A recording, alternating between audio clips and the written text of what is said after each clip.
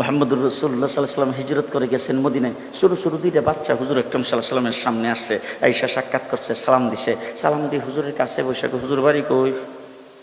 ছোটো বাচ্চা তো কথা কয় না। আমরা যেমন বিভিন্ন মাহফিলে গেলে সবাই আমাদের খুব ইজ্জত করে, সম্মান করে, এরকম ছোট বাচ্চারা এসে সামনে, হুজুর কোথায় গেলে? ঠিক না? আল্লাহ নবীর জিজ্ঞেস করতেছে হুজুর বাড়ি কো? আল্লাহ নবীকে বাড়ি মক্কা। তো মক্কা থেকে মদিনায় কি লেগে আইলেন? ছোট বাচ্চা তো। রাসূল সাল্লাল্লাহু আলাইহি ওয়াসাল্লাম কে মক্কার মানুষ আমার উপর নির্যাতন করছে, তোমাদের মদিনার মানুষ আমাকে মহব্বত করছে, আশ্রয় দিছে, জায়গা দিছে, এই জন্য আমি মদিনায় আসছি। হঠাৎ করে বাচ্চাগুলি জিজ্ঞেস করে, হুজুর আপনাকে যে মক্কায় নির্যাতন করছিল তাদের মধ্যে সবচাইতে বেশি নির্যাতন কেডা করছে? সুবহানাল্লাহ এখন বলা লাগবে না, সকালে নাস্তার পরে কইেন। যখন এই কথা কইছে বলার সাথে সাথে আল্লাহর নবী কয় আবু জাহেল। কেডা? আবু জাহেল। তারা দুইজন ভাই, একজনের নাম হলো মাজ, আরেকজনের নাম মুআফিজ। আল্লাহ নবীর দরবার থেকে উঠতে যাওয়ার সময় এক ভাই আরেক ভাইরে কয়, ভাই যদি কোনোদিন ইসলামের যুদ্ধ হয় আর আবু জাহেল যদি ইসলামের বিরুদ্ধে যুদ্ধ করতে আসে, তাহলে আজকের দুইজন নিয়ত করে রাখো, আবু জাহেলরে আমরা দুইজন হত্যা করব। কিছুদিন পরেই যখন বদরের যুদ্ধের ঘোষণা হয়েছে, দুই ভাই দৌড়ে মার কাছে গেছে, যাইয়া দেখে মা ঘরের ভিতরে বৈশা বিলাপ করে কাঁদতেছে। তো মারে যাই জিজ্ঞেস করছেন, মা তুমি এইভাবে কাঁদতেছো কেন? বলে, বাবা রে, তোর বাবা তো আজকে দুনিয়াতে নাই, যদি তোর বাবা দুনিয়াতে থাকতো তাহলে আল্লাহর নবী যুদ্ধের ময়দানে যাবে, আবু জাহেল যুদ্ধ করার জন্য আসতেছে, কাফিরদের সঙ্গে যুদ্ধ হবে, আমি যুদ্ধের ময়দানে তোর বাবারে পাঠাইয়া হাসরের ময়দানে আমি মুজাহিদের স্ত্রী হিসাবে উঠতে পারতাম, কিন্তু তোর বাবা তো দুনিয়াতে নাই। আর তোরা শুধু বাচ্চা, তোরা যদি নওজোয়ান হইতে তোদেরকেও তো যুদ্ধের ময়দানে পাঠাইয়া আমি হাসরের ময়দানে মুজাহিদের মা হিসাবে উঠতে পারতাম। আহা, তোরাও তো নওজোয়ান না, আমি কি দিয়ে যুদ্ধের ময়দানে সাহায্য করব? এই জন্য আমার বুক ফাটা কান্না আসতেছে। দুইটা বাচ্চা মায়ের চোখের পানি মুছে দিয়ে মাকে ডাক দিয়ে বলে, মা আমরা আল্লাহর নবীর দরবার থেকে যুদ্ধের ঘোষণা শুনে আসছি, আমরা দুই ভাই যুদ্ধে যাব। মা ডাক দিয়ে বলতেছেন, বাবা কও কি, তোমরা দুই ভাই ছোট বাচ্চা, এই ছোট বাচ্চা তো যুদ্ধের ময়দানে কোনো কাজ করতে পারে না, বাবা তোমরা যাই এত যুদ্ধের ময়দানে মানুষের ঠেঙ্গের শিবার মধ্যে পড়ে থাকবা, তোমরা যুদ্ধের ময়দানে যাইতে পারবা না। বাচ্চা দুইটা ওইটা মা আমরা বয়সে শুধু দেখতে শুধু, কিন্তু আমার আল্লাহ কি শুধু? অনুমতি দেওয়ার মালিক আপনি, অনুমতি দেন, যুদ্ধের ময়দানে গেলে শক্তি দেওয়ার মালিক আল্লাহ। এই কথা কইছে, মা খুশি হয়ে তাদের দুইজনকে বিদায় করে দিছে। আল্লাহ নবীর দরবারে মসজিদে নবীর সামনে যখন গেছে, দেখে যে কানা খোরা আতুল লোলা সুডু বাচ্চারা লাফাইতে লাফাইতে যুদ্ধের ময়দানে যাওয়ার জন্য সেখানে যে উপস্থিত হয়েছে। আল্লাহ নবীকে সব বনাশ হয়েছে রি, এরকম দালাউভাবে তো যুদ্ধের ময়দানে নেওয়া যাবে না। কথা বুঝলেন না? এটা তো যুদ্ধের ময়দান, এ তো মসজিদের ভিতরে বৈশা তসবি জফা না, যুদ্ধের ময়দানে যায় তো যুদ্ধ করতে হবে। রাসূল ডাক দেখো, সবাই কাতার সোজা করে দাঁড়াও, একজন একজন করে মাপ দিয়া চেক করে নেওয়া হবে। যেই রাসূলের কথা কইছে, এক ভাই আর এক ভাই দরাটা খেয়ে গেলাম রে, কারণ ভাবছিলাম যে সকলের মাঝখান দিয়া আমরা কোনো রকম সবাই সাথে সিফা সাফা দিয়ে চলে যাবো, এখন যদি চেক করে তাইলে আমরা ছোটো বাচ্চা আমরা দেখি নিব।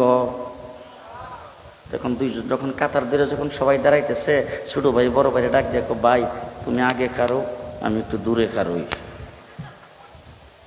দুইজন কাতারের দুই পাশে দাঁড়াইছে। আল্লাহ নবী চেক করতে করতে একটু সামনের দিকে যায়, দেখে 10 বছরের একটা বাচ্চা।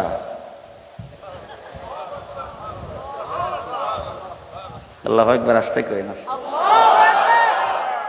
আল্লাহ নবী ডাক দিয়ে জিজ্ঞেস করছেন, বাবা এইভাবে কেন দাঁড়াইছো? বলে, হুজুর মাফে পড়বার লাগিয়া।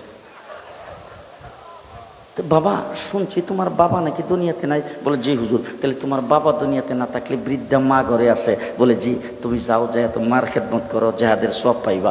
বাচ্চাটা চোখের পানি সেরে দেখো, হুজুর মা এই হালাত কাঁদতে ছিল, মার কাছ থেকে আমরা বিদায় নিয়ে আসছি, মা আমাকে বিদায় দিছেন। আল্লাহ নবী ডাক দেখো, তোমার মা তোমাকে যুদ্ধে যাওয়ার জন্য বিদায় দিছে?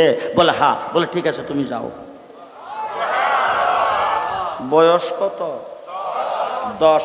যখন 10 বছরের বাচ্চারা যখন গ্র্যান্ডেড হয়ে গেল, এবার আল্লাহ নবীর সামনের দিকে চেক করতে করতে যায় দেখে 8 বছরের ছোটো বাচ্চা হিডো কাতারে খাড়া। আল্লাহ নবী ডাক দেখো, বাবা তুমি অত্যন্ত ছোটো, তুমি কাতার থেকে সরে যাও, তোমাকে যুদ্ধের ময়দানে নেওয়া যাবে না। ছোটো বাচ্চারা ডাক দেখো, হুজুর একটু আগে আমার বড় ভাইরে অনুমতি দিছেন, দুই ভাই একসাথে মার কাছ থেকে বিদায় নিয়ে আসছি, হুজুর আমিও যুদ্ধের ময়দানে যাব।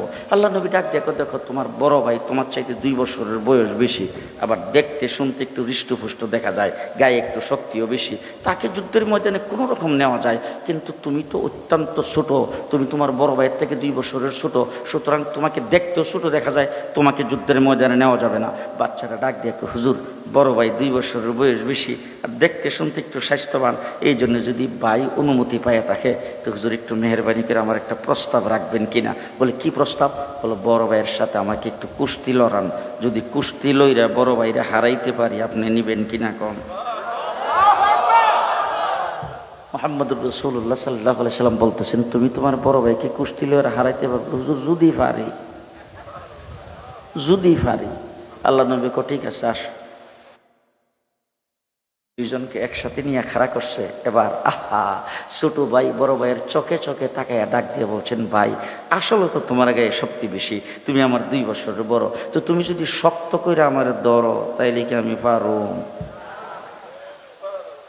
তুমি আমাকে নরম হাতে ধরবা, আর আমি যখন ধাক্কা দিব তুমি নিজে ইচ্ছা করে নিচে পড়ে যাও। চুক্তিপত্র দুইজনের মধ্যে হয়ে গেছে, একজন আরেকজনকে ধরছে, দইরা প্রথম ধাক্কা দিয়ে এই বড় ভাইকে নিচে ফেলায়া লাভ দিয়ে ওটাকে হুজুর এবার বলেন নিবেন কিনা। আল্লাহ নবীকে চলো চলো। লম্বা চূড়া ঘটনা। আবু জাহেল এসে ডাক দিছে, খেলা হবে। আল্লাহ নবী আল্লাহ পাকের দিকে তাকায় ডাক দেখো, আল্লাহ আবু জাহেল তো খেলা হবে। আল্লাহ রে আল্লাহ ডাক দেখো, আপনিও খেলার জন্য তৈরি হন। 13টা বছর পর্যন্ত মক্কায় নীরবে যা সহ্য করেছেন আর সহ্য করা যাবে না। এবার রাসূল সাল্লাল্লাহু আলাইহি সাল্লাম 313 জন নিয়ে যুদ্ধের ময়দানে গেছে। 1000-এর বাহিনী, 1000-এর তলোয়ার, 1000 ঘোড়া। আল্লাহর নবীর সাথে ঘোড়া মাত্র 2টা, তলোয়ার 8টা। মানুষ কয়জন? 313 জনের মধ্যে যদি 8টা তলোয়ার ভাগ করে জনে কয়টা করে পড়ে? রাসূল সাল্লাল্লাহু আলাইহি সাল্লাম রমজান শরীফের 17 তারিখ শেষ রাত্রে সেহরি পেট ভরে খাইতে পারে নাই। যুদ্ধের ময়দানে রাসূল রমজান শরীফের মাস রোজাদার মানুষগুলিকে ছেড়ে দিয়ে আল্লাহর নবী আল্লাহর দরবারে হাত উত্তোলন করেছেন। আল্লাহ, এই 313 জন আমার জিন্দেগির ফসল, তারা যদি আজকে ধ্বংস হয়ে যায়, আগামী দিনে তোমার নাম লেনেওয়ালা কেউ থাকবে না। মুহাম্মদুর রাসূলুল্লাহ সাল্লাল্লাহু আলাইহি ওয়াসাল্লাম আল্লাহর দরবারে যখন কান্না শুরু করে দিয়েছেন, জিবরাইল আমিন এসে সামনে দাঁড়ায়, হুজুর আইছি। আল্লাহ নবী ডাক দিয়ে আইসো না পাঠাইছে? বলে পাঠাইছে, দেখি তো আইসি। বলে কি দিয়া পাঠাইছে? বলে আল্লাহ পাক আজকে কোনো উহি দেয় নাই, কোনো প্রকার আয়াত নাজিল করে নাই, কোরআন শরীফের কোনো আয়াত দিয়ে পাঠায় নাই। আল্লাহ সর্বপ্রথম আমারে ডাক দিয়ে কইছে, যুদ্ধের পোশাক পর। আহা, জিবরাইল আমিন আল্লাহকে ডাক দিয়ে বলেছেন, আল্লাহ যুদ্ধের পোশাক পরা মানুষের কাজ, ফেরেশতাদের কাম না। ফেরেশতাদেরকে তুমি যুদ্ধ করার জন্য বানাও নাই, মানুষকে যুদ্ধ করার জন্য বানাইছো। আল্লাহ ডাক দিয়ে বলেন, তোর কাম না যুদ্ধ করা, কিন্তু আজকে করা লাগবে।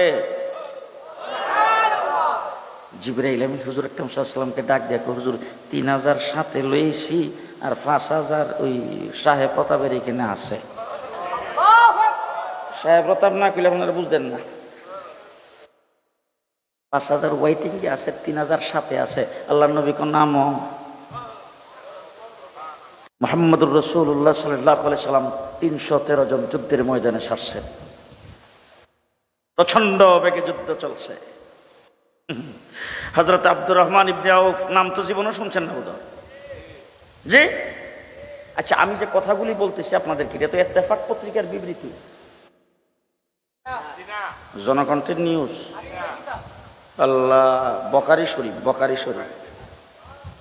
হযরত আব্দুর রহমান ইবনে আউফ দূর থেকে দেখে একটা উঁচা জায়গার উঁচা ঘোড়ার উপরে বৈশা আবু জাহেল বড় বড় হাক ডাক দিয়া যুদ্ধ পরিচালনা করতেছে।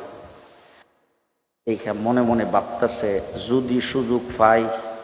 হযরত আব্দুর রহমান ইবনে আউফ মনে মনে কি ভাবতেছে? যদি সুযোগ পাই। তবে আবু জাহেল যেহেতু 1000-এর বাহিনীর সেনাপতি, তার কি বডিগার্ড নাই? হ্যাঁ, তা আমি একা যদি তার উপর আক্রমণ করি, বডিগার্ড আমার ছেড়ে দিব? সুতরাং আক্রমণ করার জন্য শক্তিশালী কয়েকজন মুজাহিদ পাশে নিয়ে একসাথে হয়ে আক্রমণ করতে হবে। এই জন্য উনি ডাইনে বামে তাকাইছে, শক্তিশালী কাউরে দেখে কিনা ইশারা দিয়ে ওনার সঙ্গে দলটা বাড়ি করবে। এমন সময় দেখে দৌড় দিয়া দুইটা বাচ্চা এসে ওনার সামনে দাঁড়ায়া ওনার চোখে চোখে তাকায়, চাচা আবু জেহেল সাহেব রে চিনেন? হযরতে আব্দুর রহমান ইবনে আউফ ডাক দিয়ে কব, বাবা আবু জেহেল দিয়ে তোমরা কি করবে? বলে চাচা যদি চিনেন তাইলে আমাদেরকে একটু দেখাই দিয়েন, আমরা বাড়ির থেকে দুইটা নিয়ত করে আইছি। কয়টা নিয়ত? দুইটা। এক নম্বর নিয়ত হইল আজকে আমরা দুই ভাই আবু জেহেলকে জাহান্নামে পৌঁছাবো, এক নম্বর। আর যদি এইটা আল্লাহ পাক আমাদের দ্বারা কবুল না করে, দুই নম্বর নিয়ত করে আসছি আমরা দুই ভাই আজকে জান্নাতে প্রবেশ করব। বাস, হয়তো আবু জেহেল জাহান্নামে যাবে, নাইলে আমরা দুইজন জান্নাতে। দুইটা নিয়ত করে আসছি। হযরত আব্দুর রহমান ইবনে আউফ, বুখারী শরীফে আসছে, আব্দুর রহমান ইবনে আউফ আঙ্গুলের ইশারায় দেখাইছে, ও যে দেখা যায় এইটাই আবু জেহেল। দেখাইতে দেরি হয়েছে, বাস পাখির মতো দুইটা বাচ্চা আবু জেহেলের উপরে ঝাঁপাইয়ে পড়তে দেরি হয়নি। এবার দুই ভাই যে আক্রমণ করছে, মারব গার, ওখানে গার ছিলেন তো, গারে মারবে। এখন ওই শুরু তো বাচ্চা আবু জেহেল উষা গোড়ার উপরে বসা, আবু জেহেল মানুষটাও কিছু উষা ছিল, তো এখন ওই তলোয়ার দিয়া লাগাল পায় না। এক ভাই আরেক বাইরে ডাক দেখো, ভাই এইভাবে ফালান যাইতো না, ঘোড়ার ফাউডে কেটে দে। বুঝে না, এইভাবে ফালান যাইব না, ঘোড়ার ফাউডি কেটে দে।